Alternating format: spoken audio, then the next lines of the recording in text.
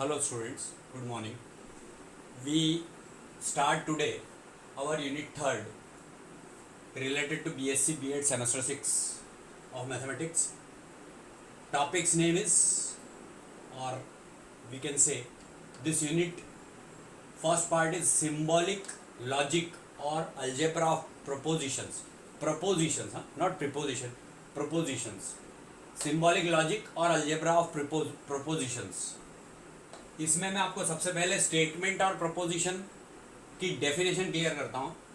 Statement, हमारे maths में statement हम उसी को बोलते हैं जिसका आंसर या तो ट्रू में मिलता है या फॉल्स में, मतलब डिक्लेरेटिव सेंटेंस जो होता है वो ही प्रोपोजिशन या स्टेटमेंट कहलाता है. And statement is a declarative sentence which is true और फॉल्स, जो या तो ट्रू होगा या फॉल्स होगा. जैसे सपोज मैंने बोला द स्क्वायर ऑफ 6 इज 25, तो ये स्टेटमेंट है क्योंकि स्क्वायर ऑफ 6 25 नहीं होता, 36 होता है. तो या तो वो ट्रू हो या फॉल्स हो, ऐसा कुछ रिजल्ट मिलता है तो उसको अपन बोलते हैं कि ये स्टेटमेंट है या डिक्लेरेटिव सेंटेंस है. बट नॉट बोथ, जो दोनों नहीं हो सकता. बट नॉट बोथ मतलब ट्रू और फॉल्स दोनों नहीं हो सकते, या तो ट्रू होगा या फॉल्स होगा, कुछ एक डिसीजन होगा उसका. तो इसीलिए इसको डिक्लेरेटिव सेंटेंस भी बोलते हैं इंग्लिश के पॉइंट ऑफ व्यू से, लेकिन मैथ्स में स्टेटमेंट कहलाता है. और इन अदर वर्ड्स, दूसरे शब्दों में हम बोल सकते हैं and statement is a declarative sentence.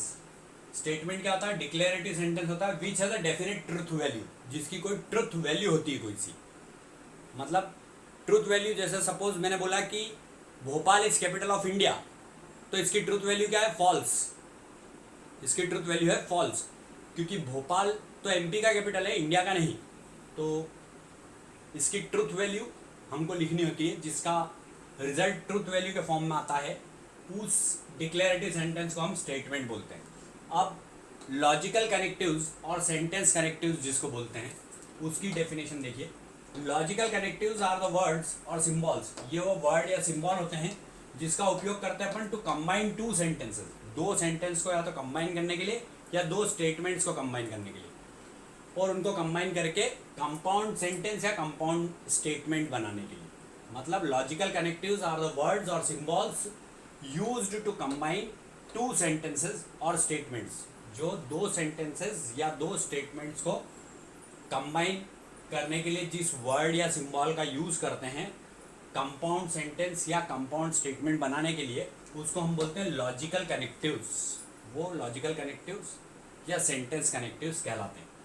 अब इस टेबल में आपको वो लॉजिकल कनेक्टिव्स बताए गए हैं और उनके सिंबल्स बताए गए हैं. Table of logical connectives with symbols. तो कनेक्टिव वर्ड, जैसे सपोज कनेक्टिव वर्ड नॉट है, मतलब दो सेंटेंसेस के बीच में कहीं नॉट लगा हुआ है, तो उस कनेक्टिव का नेम क्या होता है? डिनायल और नेगेशन. उस कनेक्टिव का नेम होता है डिनायल और नेगेशन. इसको रिप्रेजेंट करते हैं इस सिंबल से या इससे. ये दोनों इसके सिंबल हैं, इनको नेगेशन बोलते हैं, और इसकी रैंक होती है 1. इसके बाद में सेकंड कनेक्टिव वर्ड है एंड. मतलब दो सेंटेंसेस को कंबाइन करने के लिए अगर एंड का यूज करते हैं तो उसको बोलते हैं कंजंक्शन. इस कनेक्टिव का नेम होता है कंजंक्शन.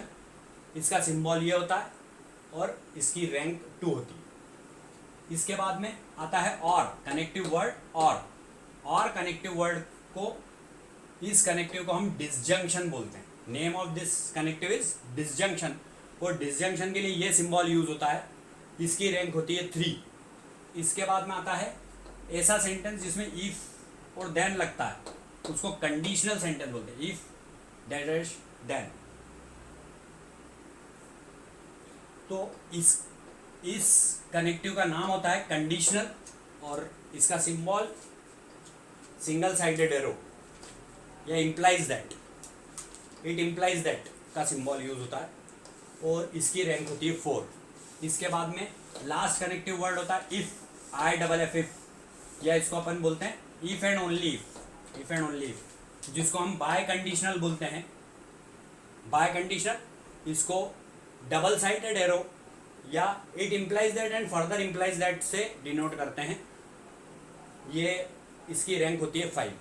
तो इस टाइप से मैंने आपको बेसिक्स कुछ चीज़ें बताई हैं अब अगले लेक्चर में हम इन सभी कनेक्टिव वर्ड के लिए ट्रुथ टेबल बनाना सीखेंगे।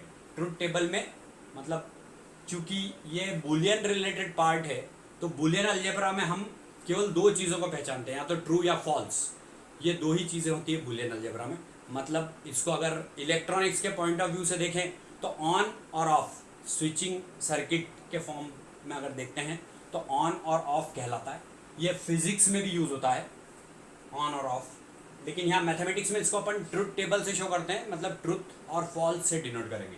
तो इस तरीके से ये बेसिक कंसेप्ट जो थे इससे रिलेटेड, इस नए यूनिट से रिलेटेड, वो मैंने आपको बता दी।